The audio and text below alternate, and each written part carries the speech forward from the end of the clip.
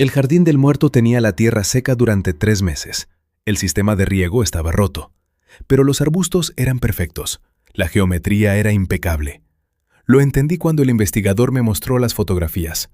Iván Petrovich mantenía la forma, ignorando que las raíces llevaban mucho tiempo muertas. Hacía lo mismo con las personas. Hace 22 años salvó a mi familia de la ruina. Desde entonces fui su proyecto. Educación biología, una elección razonable. Trabajo escuela, te necesitan más aquí. Vida personal, ella no te entiende. Cada decisión de mi vida la tomaba él. Y en su cuaderno escribió, completamente formado. La noche antes de su muerte me llamó al jardín. Habló de la fundación, de la sucesión, de que yo estaba listo para liderar su causa. Preparé té, herbal, calmante, 15 gramos de espino en lugar de 5. No fue un estallido de rabia. Cálculo frío, como un biólogo que corrige un experimento.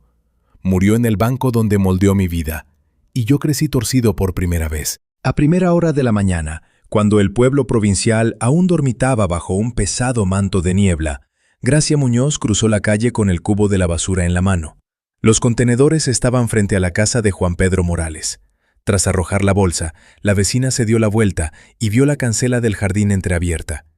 La hoja se balanceaba con el viento, emitiendo un crujido monótono. Gracia frunció el ceño. Juan Pedro nunca dejaba la cancela sin cerrar. Por el resquicio entre los postes se distinguía un banco de metal bajo un manzano. Sobre él se sentaba una figura inmóvil con una camisa clara. Gracia se acercó un paso más. La postura le pareció extraña. La espalda demasiado recta, las manos apoyadas simétricamente sobre las rodillas, la barbilla caída con precisión, como si el cuerpo hubiera sido colocado con esmero. No era una persona descansando, sino una estatua. ¿Juan Pedro? La voz de la vecina tembló. No hubo respuesta. Gracia empujó la cancela con la palma de la mano. Las bisagras emitieron un chirrido seco. La niebla envolvía las hileras de boj, podado con una precisión geométrica. Los bordes de los parterres formaban líneas perfectamente rectas. Ni una sola rama alteraba el orden. Gracia pisó la grava del sendero que conducía al banco. Las piedras crujían bajo sus suelas. Cuanto más se acercaba, más claro resultaba que Juan Pedro no dormía. Le tocó el hombro. La tela de la camisa estaba helada. Los dedos de la vecina temblaron y se apartaron de un respingo.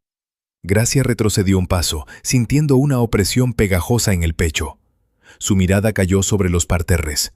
La tierra estaba agrietada. La superficie del suelo recordaba al lecho seco de un río.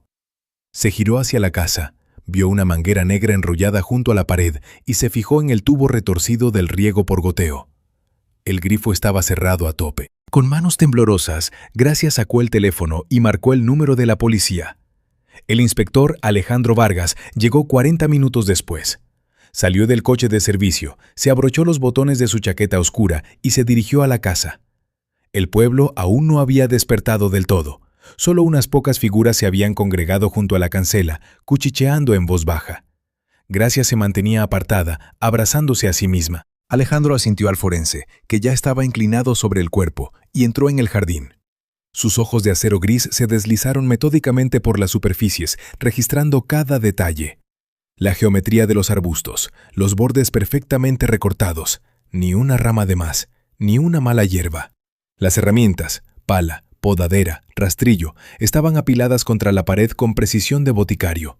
Los mangos apuntaban en la misma dirección, las hojas relucientes. El inspector se agachó junto a un parterre y pasó los dedos por la tierra. La capa superior se deshizo en polvo. Tomó una pizca, la frotó entre los dedos. Seca. Hacía mucho que no la regaban. Se irguió, se acercó a la pared de la casa y examinó el tubo negro del riego por goteo. La manguera estaba retorcida en la base. La válvula de conexión agrietada. El grifo estaba cerrado con tanta fuerza que parecía que alguien se había empleado a fondo. Sacó su libreta y tomó una nota breve. Sistema de riego dañado, tierra reseca. No se corresponde con la imagen de un dueño cuidadoso. Alejandro se volvió hacia el banco. El forense se levantó, sacudiéndose los guantes. De forma preliminar, insuficiencia cardíaca, informó en voz baja. Los datos exactos tras la autopsia. El inspector asintió y volvió a mirar el jardín. Todo cuidado, todo en su sitio, pero sin agua. como si alguien mantuviera una ilusión de control mientras ignoraba la realidad. Empezaron a llegar más vecinos. Sergio Ponce, el director del instituto, fue uno de los primeros. Se abría paso entre la pequeña multitud, dando palmaditas en el hombro a uno, asintiendo con compasión a otro. Su voz sonó más alta que las demás. Ya no queda gente como él.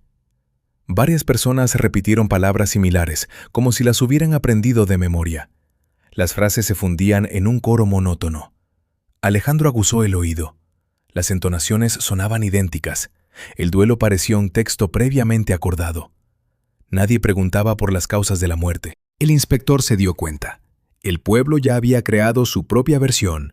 La muerte natural de un hombre respetado. Sin dudas, sin preguntas incómodas. Alejandro sacó el teléfono y buscó el número del instituto. Descolgaron al segundo timbrazo. «Antonio Castillo, Departamento de Investigación.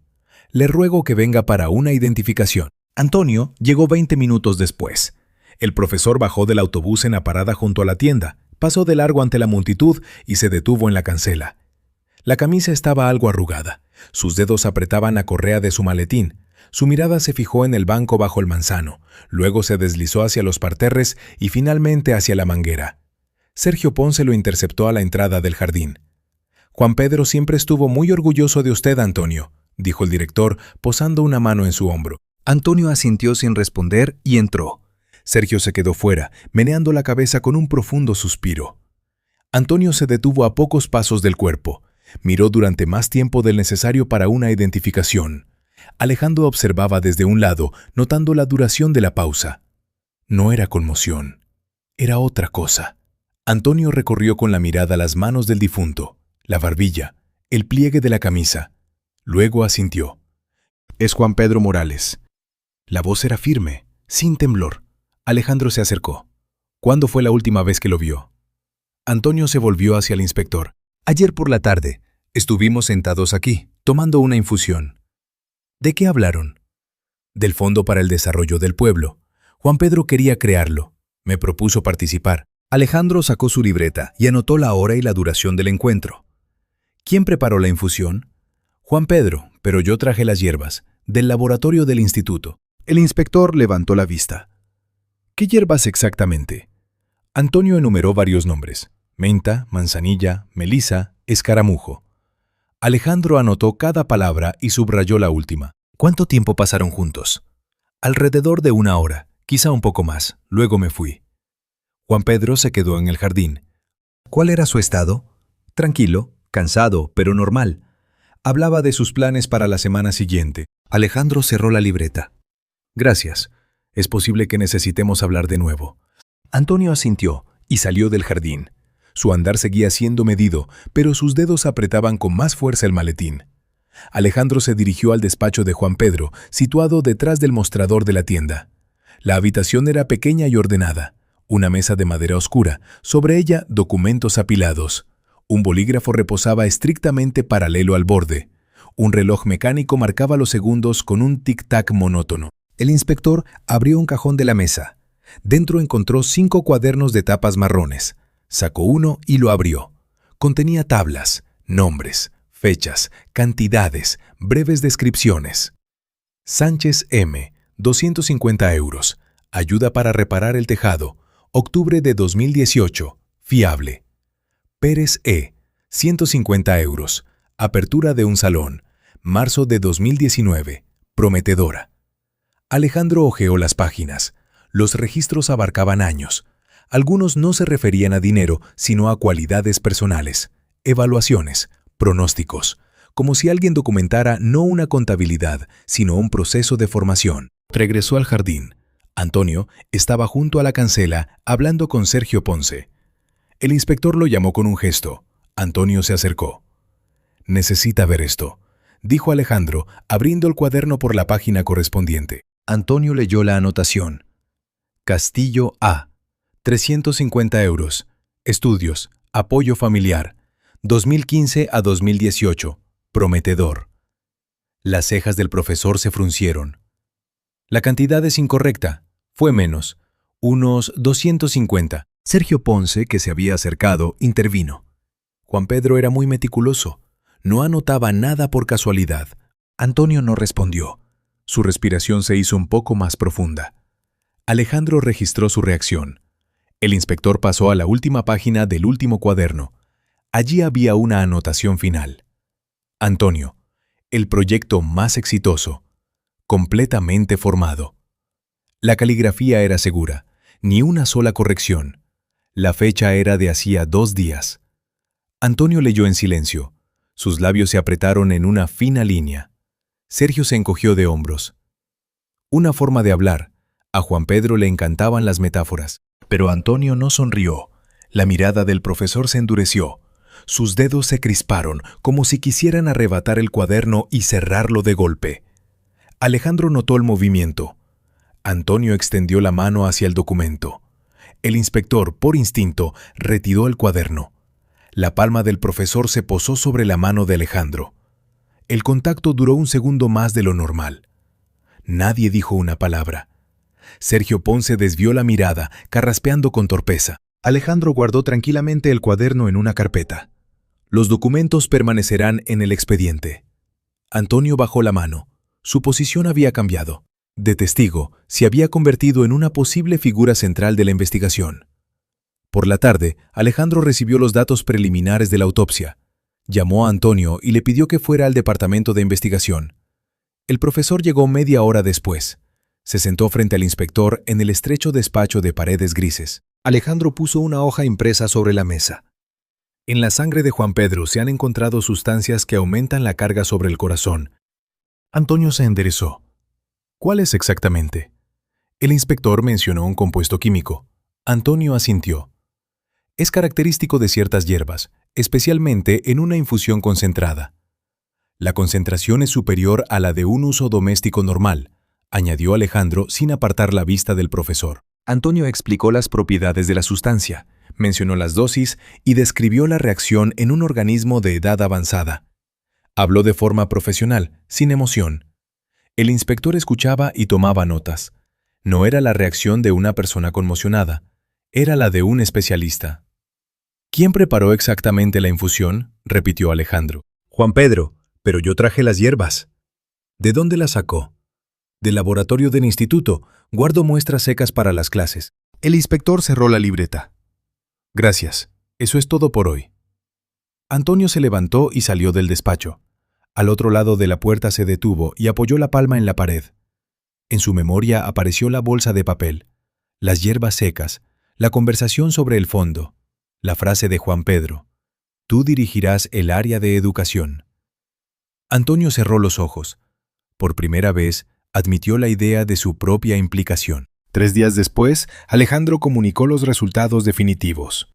La concentración de la sustancia superaba considerablemente la dosis estándar para una persona mayor con insuficiencia cardíaca. Ya no era una coincidencia. Antonio regresó al jardín de Juan Pedro. La cancela estaba de nuevo entreabierta. La grava crujía bajo sus pies. Se acercó al banco y se detuvo. El lugar donde había estado sentado el cuerpo estaba vacío. El metal se había oscurecido por la humedad. El profesor se agachó junto a un parterre y tomó una pizca de tierra. Se deshizo entre sus dedos. Miró el grifo cerrado, la válvula agrietada. El sistema llevaba mucho tiempo sin funcionar. El control era una farsa. Antonio pasó la palma de la mano por la tierra seca. En ese momento, la amenaza cambió de lugar definitivamente.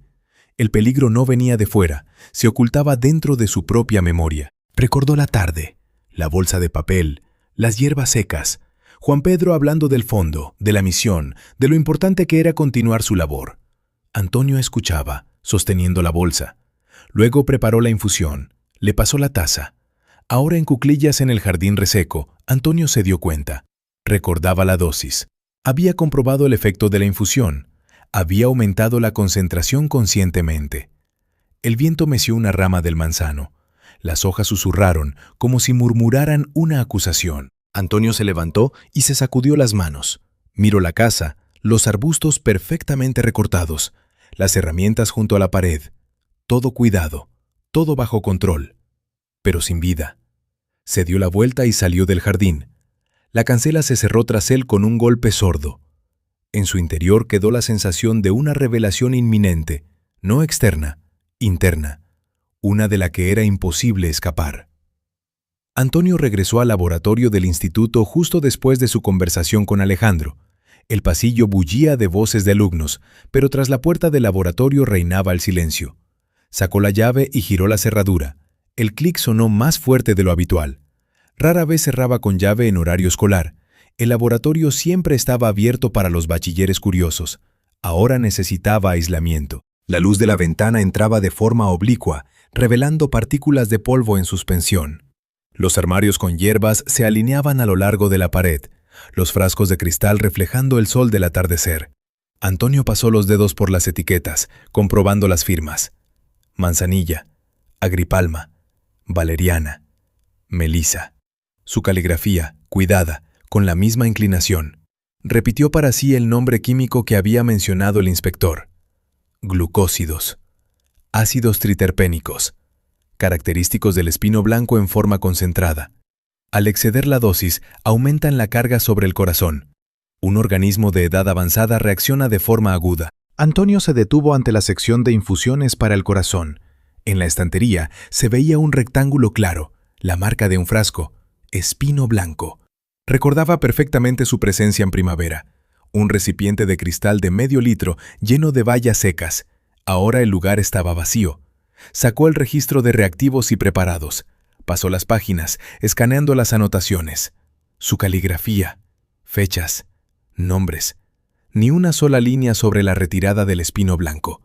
Comprobó los frascos vecinos. Valeriana, Agripalma, Menta, todos en su sitio. No faltaba nada, excepto uno. Antonio cerró el registro. La ausencia del espino blanco dejó de parecer un descuido doméstico. El hecho encajaba con los resultados del análisis con demasiada precisión. Se sentó a la mesa y apoyó las palmas sobre la superficie fría. Cerró los ojos. Intentó reconstruir la tarde. El camino a casa de Juan Pedro. Las calles estrechas del casco antiguo. El crujido de la cancela. El olor a hierba seca y polvo. Llevaba el maletín. Dentro, una bolsa de papel. La víspera, Juan Pedro le había pedido algo para calmarse. El jardín lo recibió con su geometría ideal. Los arbustos de boj podados al milímetro, el banco bajo el manzano. Juan Pedro estaba sentado erguido, con las manos sobre las rodillas y una cálida sonrisa. «Antonio, me alegro de verte». «Juan Pedro». Un breve intercambio de frases. La conversación derivó hacia la infusión. Juan Pedro calentó agua en la casa y volvió con la tetera y las tazas. Antonio le entregó la bolsa. Las hierbas se deslizaron con un susurro seco. ¿Espino blanco? Sí, calma, ayuda al corazón. Juan Pedro asintió, satisfecho. Preparó la infusión, la sirvió en las tazas. Bebieron lentamente. La conversación se hizo más profunda. El Fondo para el Desarrollo del Pueblo. Juan Pedro exponía sus planes con seguridad, sin prisas. Las líneas de trabajo, la financiación, la estructura de gestión. Antonio escuchaba, respondía con monosílabos. Juan Pedro se inclinó hacia adelante y posó una mano en la rodilla de Antonio. «Ya estás listo. Dirigirás el área de educación. Es un paso natural». Antonio no respondió, simplemente asintió. La sonrisa de Juan Pedro se ensanchó. El recuerdo se volvía más nítido. Los detalles surgían con más claridad que antes. Antonio abrió los ojos. El laboratorio regresó. La luz se había atenuado. Afuera, el crepúsculo se espesaba. A la entrada de la tienda lo interceptó Marina Vidal. Una mujer esbelta, con el pelo plateado y corto. Vestía de forma sencilla, un vestido oscuro, una chaqueta larga de punto y una fina cadena al cuello. Su mirada era directa, sin emociones superfluas. «Antonio». Él se detuvo. «Marina». Ella no sonreía. Juan Pedro sabía cómo hacer que la gente dependiera de él. Antonio frunció el ceño. Ayudaba, a muchos. La ayuda siempre iba acompañada de una expectativa. Marina hizo una pausa. Juan Pedro cultivaba a las personas como si fueran arbustos. Los podaba, los guiaba, controlaba su forma. Antonio intentó rebatir. Él quería sinceramente lo mejor para el pueblo. Lo quería, pero su afecto exigía lealtad. Lo miró durante más tiempo del habitual. «El sistema se está resquebrajando, Antonio. No intente salvarlo». Marina se dio la vuelta y se fue. Sus pasos resonaron en el local comercial. Antonio se quedó de pie a la entrada. Las palabras se asentaron lentamente, como el polvo tras una explosión. Sergio Ponce lo citó en su despacho a la mañana siguiente. Siéntate, Antonio. El director le dio una palmada en el hombro antes de sentarse a su mesa. Quiero hablar de un asunto importante. Antonio se sentó enfrente. Sergio sacó una carpeta con documentos y la abrió. Juan Pedro preparó los documentos del Fondo de Desarrollo antes de morir. Todo está listo. La estructura, la financiación, las líneas de trabajo. Antonio guardó silencio. Eres el candidato natural para dirigir el área de educación. Sergio hablaba con seguridad, como quien enuncia una evidencia. El pueblo espera que continuemos su obra. No podemos fallarle a Juan Pedro. No estoy seguro. La seguridad vendrá. El director lo interrumpió con suavidad, pero con firmeza. Es la mejor manera de honrar su memoria. Juan Pedro estaría orgulloso. Antonio sintió cómo el papel de sucesor se consolidaba sin su consentimiento. No era una propuesta, era un nombramiento. Piénsalo, Antonio, pero no mucho. Los documentos deben firmarse antes de fin de mes. Sergio cerró la carpeta. La conversación había terminado.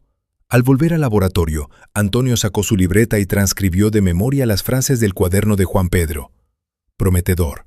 Listo. Transferir la obra. El proyecto más exitoso. Completamente formado. Cada palabra encajaba perfectamente, como ladrillos en un muro. Juan Pedro no solo planeaba operaciones financieras, creaba un sistema de sucesión. Antonio era parte de ese sistema, la parte central. Se permitió pensar. La muerte podría haber beneficiado a alguno de los deudores. Alguien cansado del control, alguien que deseara liberarse. El pensamiento le trajo un breve alivio. La responsabilidad se desplazó hacia el exterior. Antonio no era el autor. Antonio era un testigo. Pero el alivio no duró. Antonio fue al jardín de Juan Pedro con el pretexto de revisar el riego. Alejandro había mencionado que el sistema estaba dañado y Antonio quería verlo por sí mismo. La cancela estaba entreabierta. Empujó la hoja. La grava crujió bajo sus pies. Una ráfaga de viento cerró la cancela de golpe a su espalda. El sonido metálico aisló el jardín de la calle. Antonio se giró. La cancela estaba cerrada. Estaba solo entre los arbustos uniformes. El espacio se encogió. El jardín parecía más estrecho que antes. Las paredes de la casa a un lado, una valla alta al otro. La geometría de los parterres recordaba un laberinto. Antonio sintió una ligera claustrofobia, como si el lugar no lo dejara salir. Se acercó a la pared de la casa y se agachó junto al sistema de riego. El tubo negro del goteo estaba retorcido en la base, el grifo cerrado a tope. El óxido cubría el metal con una gruesa capa. Antonio intentó girar el grifo, pero no se dio. Pasó la palma de la mano por la tierra. La capa superior se deshizo en polvo. La tierra no solo estaba seca, estaba muerta. Presionó con más fuerza. La superficie se desmoronó, dejando al descubierto piedras grises. Antonio comprendió. El agua no llegaba desde hacía meses. El aspecto ideal del jardín se mantenía sin un cuidado real. Orden por la forma, ilusión de control. Entre los arbustos, Antonio formuló por primera vez con claridad el pensamiento. Juan Pedro mantenía un control externo, pero no se preocupaba por el crecimiento interno. Recordó sus propias decisiones. La elección de su profesión, biología, porque Juan Pedro dijo, es sensato, da estabilidad. La renuncia a mudarse a la capital de la provincia. No te precipites, aquí eres más necesario. El fin de una relación hacía 3 años. Ella no te entiende, te mereces algo mejor. Cada decisión parecía razonable, cada una era dirigida desde fuera. Antonio, en cuclillas en el jardín reseco, vio el paralelismo. Su vida era un orden decorativo similar, pulcro, sin vida. El pensamiento lo inquietó, pero aún no lo acusaba. Alejandro lo citó de nuevo al tercer día. Antonio entró en el despacho del inspector. La estancia estrecha de paredes grises, la mesa, 2 sillas, la ventana daba a la plaza. Alejandro puso una hoja impresa delante de él. Conclusión definitiva del análisis forense. Antonio se sentó enfrente. Apoyó las manos en las rodillas. El inspector leyó en voz baja, sin entonación. La concentración de espino blanco en la sangre supera la norma admisible para una persona mayor con insuficiencia cardíaca. La sobredosis es mínima, pero precisa. Alejandro levantó la vista. La persona debía conocer la dosificación. Pausa. El inspector miraba fijamente. Antonio sostuvo la mirada, pero la tensión aumentaba. «Usted es biólogo», continuó Alejandro.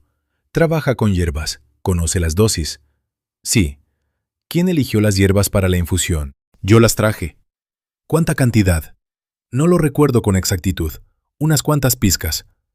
¿Unas cuantas pizcas de espino blanco es una dosis segura para una persona mayor? Antonio guardó silencio. Su conocimiento profesional se había convertido en una trampa. Comprendía las dosis. Sabía calcular la concentración. Esa competencia era suya. Depende del peso, del estado del corazón, de otros factores, respondió Antonio lentamente. Juan Pedro pesaba 88 kilos.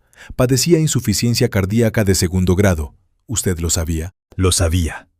Alejandro cerró la carpeta. Gracias. Es todo por hoy. Antonio se levantó. Salió del despacho.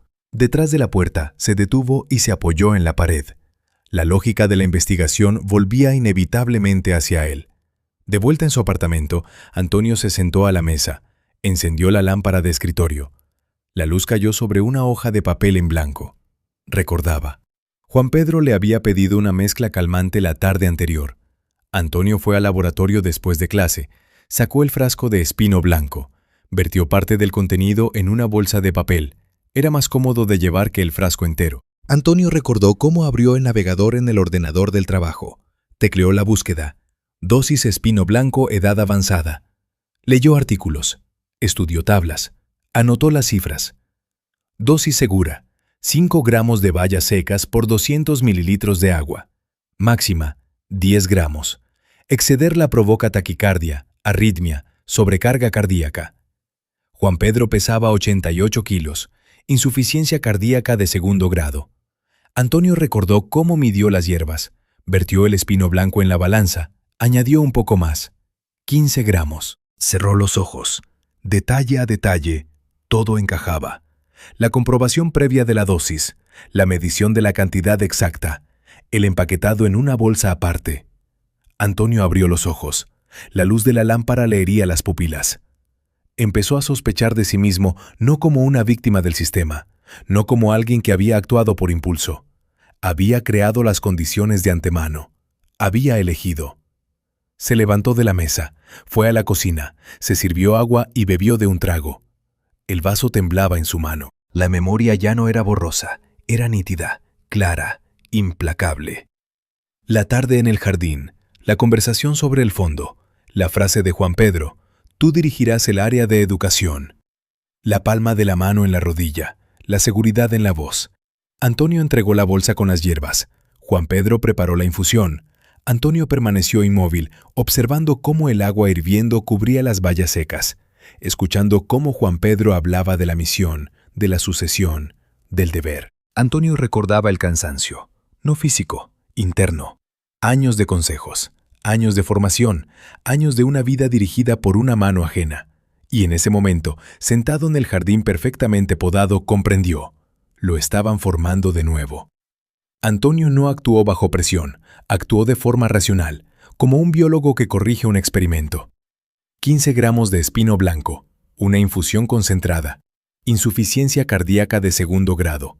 Fue su primera decisión completamente autónoma. Antonio volvió a la habitación, se sentó en el sofá, puso las manos sobre las rodillas. La respiración regular, el pulso tranquilo. No había pánico, solo una claridad inquietante. No era víctima de una manipulación, era el autor del acto. Este pensamiento no lo liberaba, agravaba la situación. Afuera, la oscuridad se espesó. El pueblo se sumió en el silencio. Antonio permanecía inmóvil, mirando al vacío. En su interior se consolidó una sensación. La puerta se había cerrado. Ya no había salida. Antonio estaba sentado a la mesa de la cocina. El reloj de la pared marcaba los segundos con un tic-tac monótono. El apartamento estaba impecable, ni una miga en la encimera, ni una mota de polvo en el alféizar. La simetría de los objetos lo calmaba, o lo calmaba antes. Delante de él había una hoja de papel. En la parte superior, las cifras que había anotado. La concentración de la sustancia en la sangre de Juan Pedro. Alejandro las había mencionado con calma, como hechos que no requerían interpretación. Antonio repitió en voz alta. El espino blanco aumenta la actividad cardíaca, sobrecarga el miocardio. Rara vez es la única causa de muerte. Su voz sonó baja. Nadie lo escuchaba, salvo él mismo. Recordó las quejas de Juan Pedro. El corazón me da algún susto. La tensión se dispara. Los médicos dicen que es la edad. Juan Pedro sonreía al decirlo. Una sonrisa cálida, casi paternal. Antonio entonces asentía. Estaba de acuerdo. Cogió un bolígrafo y empezó a construir una cadena lógica sobre el papel. Edad, 62 años. Peso, 88 kilos. Insuficiencia cardíaca de segundo grado. Estrés por la preparación del fondo. Sobrecarga. Antonio añadió. Corazón débil. La coincidencia es posible. La frase lo tranquilizó. Por poco tiempo. Se levantó, fue a su habitación y sacó de la estantería unos viejos apuntes de la universidad. La cubierta estaba desgastada, las páginas amarillentas por los bordes. Farmacología vegetal. Abrió el apartado sobre remedios cardiovasculares y encontró el capítulo sobre el espino blanco. Volvió a la cocina, puso los apuntes junto a la hoja, cotejó las anotaciones. Dosis segura para una persona mayor de unos 90 kilos. 5 gramos de bayas secas por 200 mililitros de agua. Máxima 10 gramos. Excederla provoca arritmia, taquicardia, sobrecarga cardíaca. Antonio cogió una calculadora. Calculó la posible concentración en sangre con una infusión estándar. La comparó con las cifras que le había dado Alejandro. El exceso era moderado, no exponencial, no anómalo. Hizo el cálculo sobre el papel, lo comprobó 2 veces. Las cifras cuadraban. El cálculo parecía lógico. La ciencia podía ser su coartada. Antonio formuló la versión en voz alta. Juan Pedro estaba nervioso por el fondo. La tensión le subió. El organismo no aguantó. El esquema parecía razonable. Casi se lo creyó. Incluso una dosis aumentada podría no haber sido el factor decisivo. El corazón ya estaba débil de por sí. Juan Pedro hablaba de planes, de una misión, de una sucesión. Nerviosismo, adrenalina, sobrecarga. Antonio cerró los apuntes. Dejó el bolígrafo estrictamente paralelo al borde de la mesa. Por primera vez desde la muerte, se permitió respirar hondo. La tensión disminuyó. Por poco tiempo. Por la mañana, Alejandro lo citó de nuevo. Antonio entró en el despacho del inspector. El espacio angosto. Las paredes grises. La ventana que daba a la plaza. La luz fría acentuaba la palidez de su rostro. Alejandro estaba sentado a la mesa. Ante él, una nueva copia impresa. El laboratorio ha recalculado los indicadores. Antonio se sentó enfrente. Puso las manos sobre las rodillas. El inspector continuó en voz baja. La concentración de la sustancia excede el nivel que se puede alcanzar con una preparación normal de hierbas. Pausa. Alejandro levantó la vista. Un exceso así requiere un conocimiento preciso de las proporciones. Antonio sintió cómo su versión anterior empezaba a desmoronarse. Las cifras anotadas durante la noche en la cocina perdían su poder protector. ¿Quién calculó la dosis? La pregunta sonó tranquila, sin acusación. Yo seleccioné las proporciones, respondió Antonio. Alejandro asintió, hizo una anotación en su libreta. El silencio se prolongó. El inspector no tenía prisa. Antonio sentía cómo cada palabra se registraba como un hecho. La lógica de la investigación se construía sin presión, y eso era precisamente lo que aumentaba su ansiedad. Por la tarde, Antonio fue al laboratorio. Los pasillos del instituto estaban vacíos. El sonido de sus pasos resonaba en las paredes. Abrió la puerta y encendió la luz. El laboratorio parecía más frío de lo habitual. Se acercó al armario de las hierbas. Las manos le temblaban imperceptiblemente.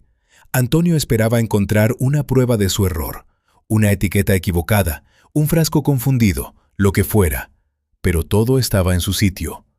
Manzanilla, agripalma, valeriana, melisa. Las etiquetas, pulcras, la caligrafía regular. El hueco del espino blanco parecía una condena. Antonio pasó los dedos por la estantería. El orden del espacio solo intensificaba su caos interior. Se acercó al armario de las hierbas. Las manos le temblaban imperceptiblemente. Antonio esperaba encontrar una prueba de su error, una etiqueta equivocada, un frasco confundido, lo que fuera. Pero todo estaba en su sitio. Manzanilla, agripalma, valeriana, melisa. Las etiquetas, pulcras, la caligrafía regular. El hueco del espino blanco parecía una condena. Antonio pasó los dedos por la estantería. El orden del espacio solo intensificaba su caos interior. La sangre brotó en su palma, una fina línea roja. Antonio la miró como si la viera por primera vez. Se acercó al lavabo, puso la mano bajo el agua fría. El chorro salía con fuerza. La sangre se limpió rápidamente, tiñendo el agua de rosa. Antonio observó cómo el color rojo desaparecía por el desagüe. El agua se llevaba las huellas, fácilmente, rápidamente. Un pensamiento le vino en voz baja. Hay huellas que no se pueden borrar. El agua seguía corriendo. El corte dejó de sangrar. Antonio cerró el grifo, se envolvió el dedo con una toalla de papel. De repente, la memoria le devolvió la tarde anterior al encuentro. Antonio estaba sentado ante el ordenador del laboratorio. En la pantalla, un artículo médico. Efectos del espino blanco en pacientes de edad avanzada. Leía metódicamente, pasando de un párrafo a otro. Un fragmento captó su atención. En caso de sobredosis, es posible un descenso brusco de la tensión, especialmente en personas con insuficiencia cardíaca crónica. El riesgo de consecuencias fatales aumenta si coinciden varios factores: edad, peso, estado del miocardio. Antonio recordó haber pensado, esto es más potente de lo que parece. Cerró el artículo, abrió una nueva pestaña, escribió en el buscador, síntomas sobredosis espino blanco. Siguió leyendo. La memoria se precisó. Los detalles se volvieron más nítidos. Antonio recordó la cocina de Juan Pedro, la tetera silbando en el fuego, Juan Pedro sirviendo el agua en las tazas. Antonio sostenía una cucharilla sobre su taza. Juan Pedro decía, el fondo ya está casi listo, los documentos están firmados, solo queda definir las áreas, tú dirigirás la de educación, es un paso natural. La palma de Juan Pedro se posó en el hombro de Antonio, con firmeza, con calidez. Estás preparado, siempre lo he sabido. Antonio asentía, callaba. En ese momento no sintió gratitud, solo cansancio. Un cansancio pesado, interno. La cucharilla en su mano se detuvo sobre la taza más tiempo de lo habitual. Antonio echó las hierbas lentamente. Una pizca. La segunda. La tercera. Juan Pedro seguía hablando de la misión, de la sucesión, del deber para con el pueblo. Antonio escuchaba. La cucharilla volvió a bajar a la taza. Se sentó en el suelo del laboratorio, de espaldas a la pared, los trozos de cristal a su lado. Comprendió.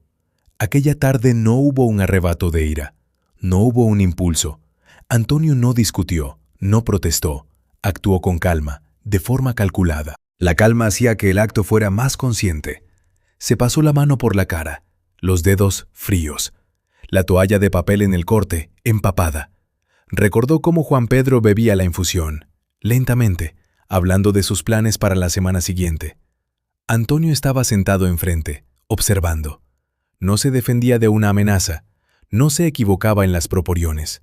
Eligió aumentar la dosis.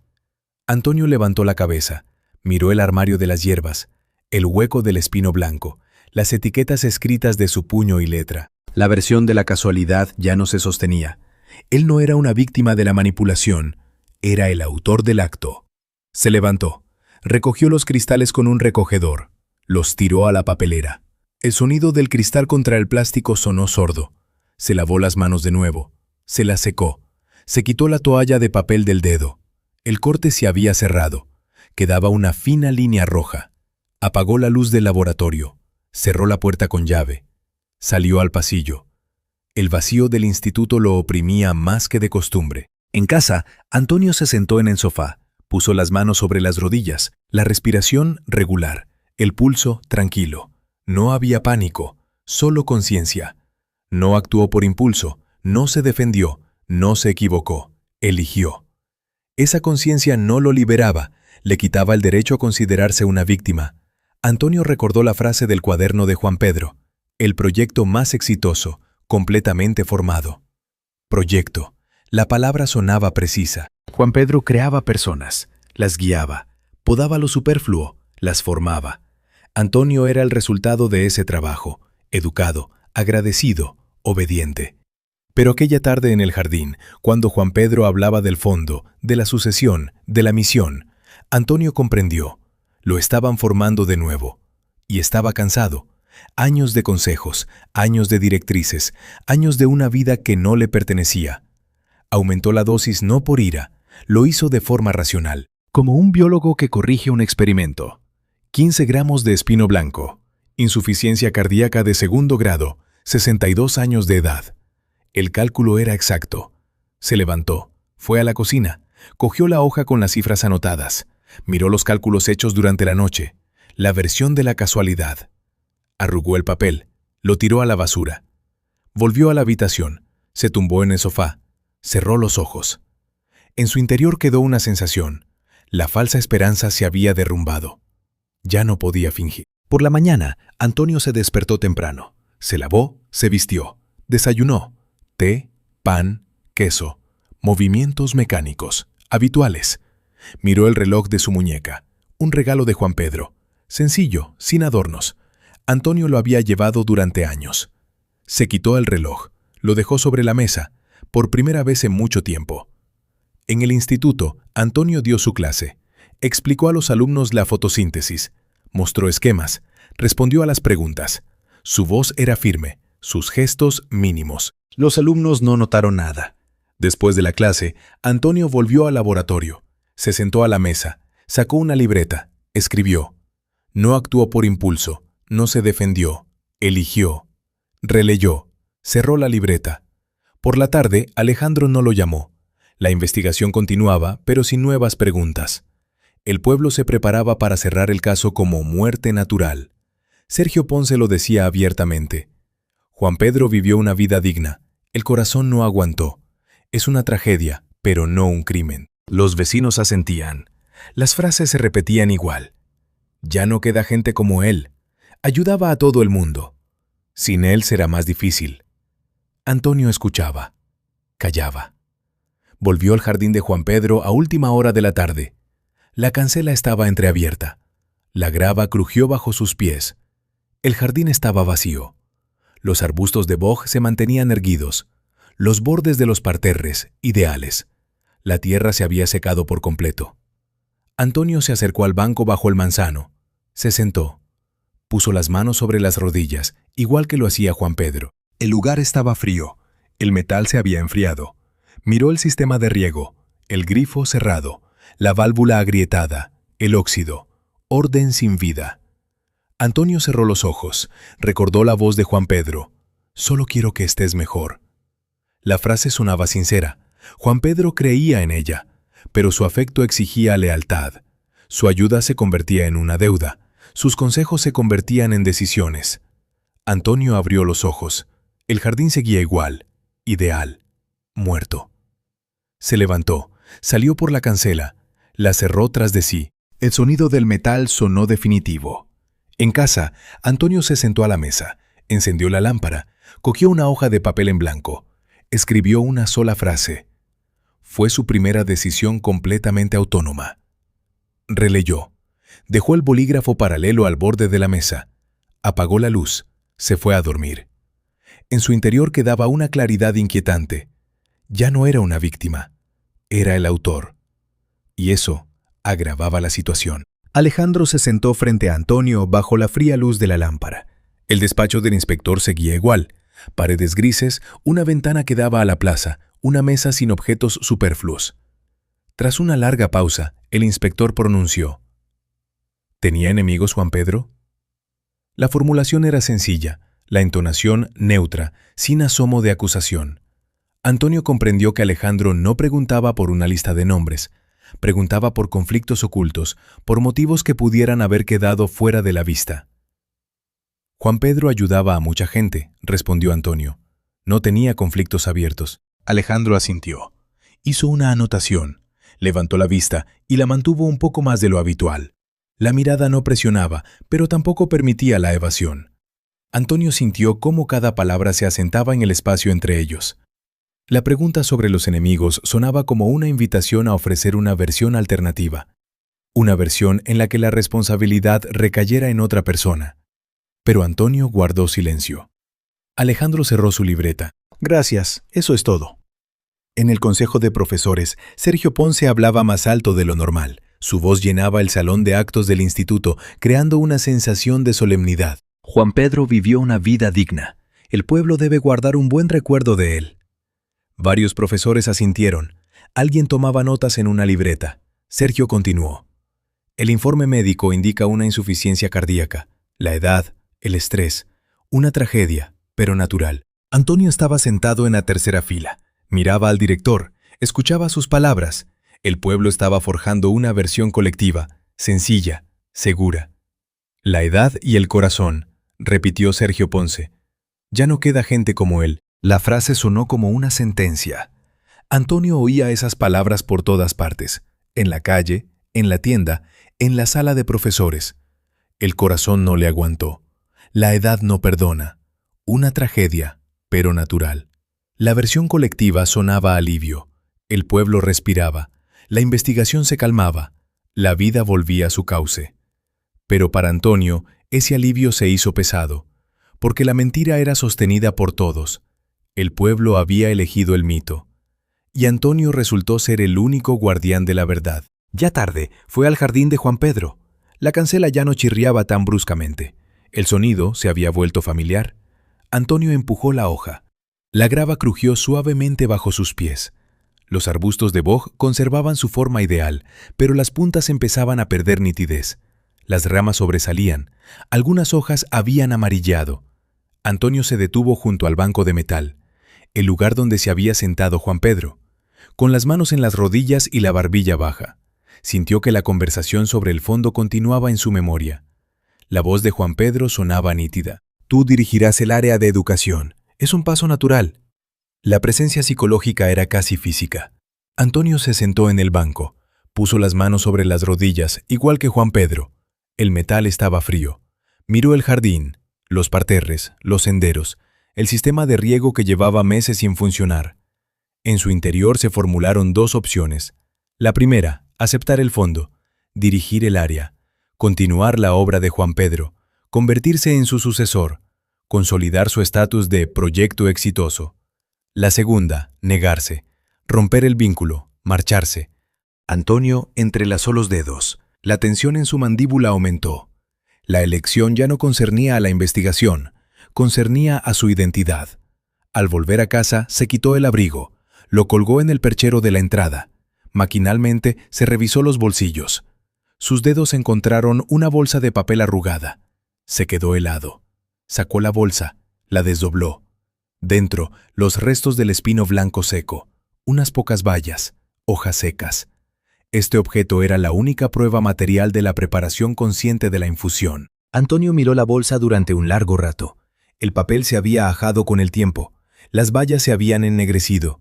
Destruirla podría estar dictado por el miedo, o por el deseo de concluir. Se sentó en el borde de la cama. La bolsa descansaba en su palma, ligera, casi ingrávida. La memoria le devolvió la tarde anterior al encuentro. Antonio estaba sentado ante el ordenador del laboratorio. La pantalla brillaba en la penumbra. En la página, un sitio web médico. Un artículo sobre el efecto del espino blanco en pacientes de edad avanzada. Recordaba haber leído la sección sobre la dosis segura. 5 gramos por 200 mililitros. Máxima, 10. Excederla provoca una sobrecarga cardíaca. Recordaba haber pensado, una sobredosis mínima. Recordaba haber pesado las hierbas en la balanza del laboratorio. 15 gramos. Exactamente. La memoria era clara, desprovista de emociones, sin pánico, sin ira. La preparación había sido consciente. Antonio pronunció en voz alta. Lo sabía, la primera formulación sin excusas. Dejó de vincular el acto únicamente a la presión de Juan Pedro. La presión había sido el telón de fondo, el contexto, la causa del cansancio, pero la decisión la había tomado él. Antonio aumentó la dosis no por un impulso del momento, lo hizo de antemano, con calma, de forma racional, como un biólogo que corrige un experimento. Tarde por la noche, Antonio volvió al instituto. Los pasillos estaban vacíos. No encendió la luz. Se movió de memoria. Bajó a la sala de caldera. Los escalones metálicos crujían bajo sus pies. El olor a carbón y metal caliente llenaba el espacio. La sala estaba justo debajo del laboratorio. Simbólico. El conocimiento arriba, la destrucción de las pruebas abajo. Se acercó a la caldera. Abrió la compuerta. Las llamas en el interior ardían de manera uniforme. Sostenía la bolsa no como una prueba, sino como un símbolo. Arrojó la bolsa de papel al fuego. Las llamas envolvieron rápidamente el papel. Las hierbas secas prendieron, se ennegrecieron y se convirtieron en cenizas. Observó el proceso con calma. No había miedo a ser descubierto. No había pánico, solo una sensación de finalización. Antonio se quedó de pie frente a la caldera, mirando el fuego. El calor le calentaba el rostro, el humo subía por la chimenea. Lo admitió. No había sido un impulso. No había actuado en un arrebato. Había elegido el momento, la dosis, las consecuencias. La conciencia era pesada, pero clara.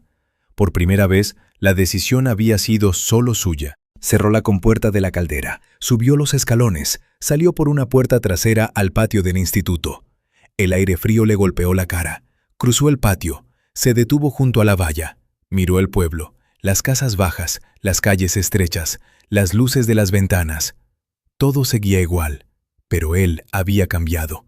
Ya no era una planta cultivada, era un hombre capaz de actuar, incluso al precio de un crimen. Alejandro constató la falta de pruebas directas de intencionalidad. La concentración de la sustancia superaba la norma, pero el informe médico admitía una muerte natural por la confluencia de factores: edad, estrés, insuficiencia cardíaca. El caso se fue cerrando gradualmente. La formulación oficial: insuficiencia cardíaca complicada. El pueblo acogió la versión con alivio. Sergio Ponce organizó una placa conmemorativa para Juan Pedro. La inauguración solemne fue en la Plaza Mayor. Se reunieron los vecinos, pronunciaron discursos, agradecieron su ayuda, recordaron sus buenas obras. Antonio se mantuvo al margen. Escuchaba, callaba. Los cuadernos con las deudas quedaron en el archivo del Departamento de Investigación. Nombres, cantidades, descripciones, un mapa de influencias. Nadie volvió a mencionar la anotación. El proyecto más exitoso, completamente formado. Una semana después, Antonio solicitó el traslado a otra ciudad, la capital de la provincia. Una vacante de profesor de biología en un liceo. Sergio Ponce lo llamó a su despacho. «¿Por qué te vas, Antonio?» El director le dio una palmada en el hombro.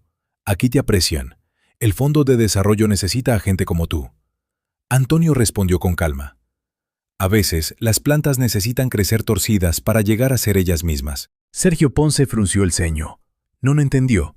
Asintió sin estar seguro. «Bueno, si lo has decidido, suerte». Antonio hizo las maletas. Poca ropa, libros, unas cuantas cajas con hierbas del laboratorio. El reloj que le había regalado Juan Pedro se quedó sobre la mesa. No lo cogió. El último día volvió al jardín. La cancela estaba abierta. Nadie cuidaba ya las plantas. Los arbustos de boj empezaban a crecer de forma irregular. Las ramas sobresalían en distintas direcciones. Los parterres se llenaban de malas hierbas. La tierra seguía seca. La geometría ideal se desmoronaba.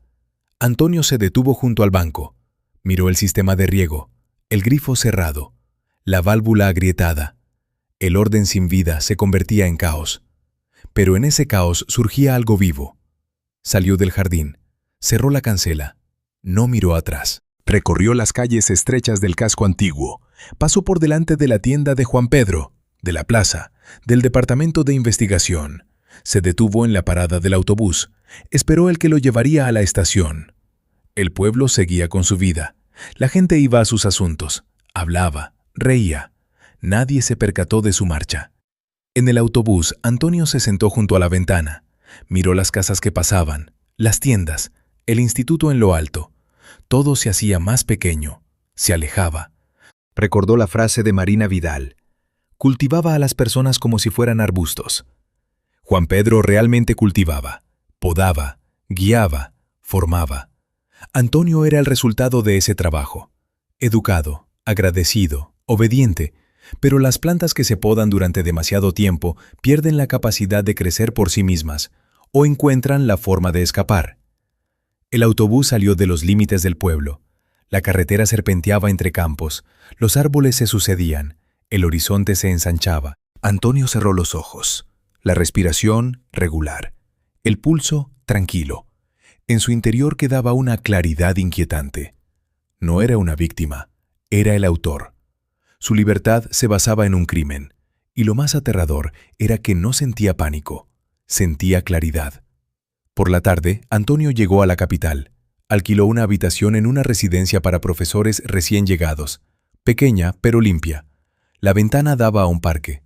Deshizo las maletas, colgó la ropa, colocó los libros en la estantería. Se sentó a la mesa, sacó una libreta, la abrió por una página en blanco. Escribió: a veces las plantas necesitan crecer torcidas para llegar a ser ellas mismas. Releyó, cerró la libreta. En el pueblo que había dejado atrás, el jardín de Juan Pedro seguía cambiando. Los arbustos perdían su forma, las ramas crecían desiguales, la tierra se agrietaba. Pero al cabo de un mes aparecieron los primeros brotes de malas hierbas, salvajes, incontroladas. La vida regresaba, no ideal, no decorativa, viva. Alejandro cerró el caso oficialmente. Firmó los documentos, guardó la carpeta en el archivo. Se sentó en su despacho por la tarde, solo. Miraba la plaza a través de la ventana. Comprendía más de lo que había registrado, pero su trabajo no era castigar, ni salvar. Era registrar el momento en que una persona se enfrenta a sí misma. Alejandro lo había hecho. El resto era elección de Antonio. Este empezó a dar clase en el nuevo instituto. Explicaba biología a los alumnos. Mostraba esquemas del crecimiento de las plantas. Hablaba de la fotosíntesis. Su voz se mantenía firme, sus gestos mínimos. Pero algo fundamental había cambiado en su interior. Tomaba sus propias decisiones, pequeñas, cotidianas, pero suyas. Un día, una alumna le preguntó: «Antonio, ¿por qué las plantas a veces crecen torcidas?» Él respondió: «Porque buscan la luz. No siempre la luz viene de arriba. A veces hay que crecer torcido para sobrevivir». La alumna asintió. Lo anotó. Antonio continuó la clase. Por la tarde volvió a su habitación. Preparó una infusión. Se sentó junto a la ventana. Miró el parque. Los árboles crecían libremente. Las ramas se extendían en todas direcciones, sin geometría, sin control. Comprendió. La libertad no lo absolvía de la culpa, pero la hacía consciente. Antonio había elegido, había cometido un crimen, había aceptado la responsabilidad. Su vida ahora le pertenecía. Incluso si el precio era el recuerdo de Juan Pedro, yaciendo en un jardín donde la tierra se había secado y el control había resultado ser una ilusión. En el pueblo, los vecinos fueron olvidando los detalles de la muerte de su benefactor. Solo quedaron las frases: «Ya no queda gente como él. Ayudaba a todo el mundo». La placa conmemorativa en la plaza brillaba bajo la lluvia. Los cuadernos con las deudas acumulaban polvo en el archivo. El jardín se asilvestraba. Los arbustos crecían torcidos, y en esa torcedura una libertad inquietante y aterradora.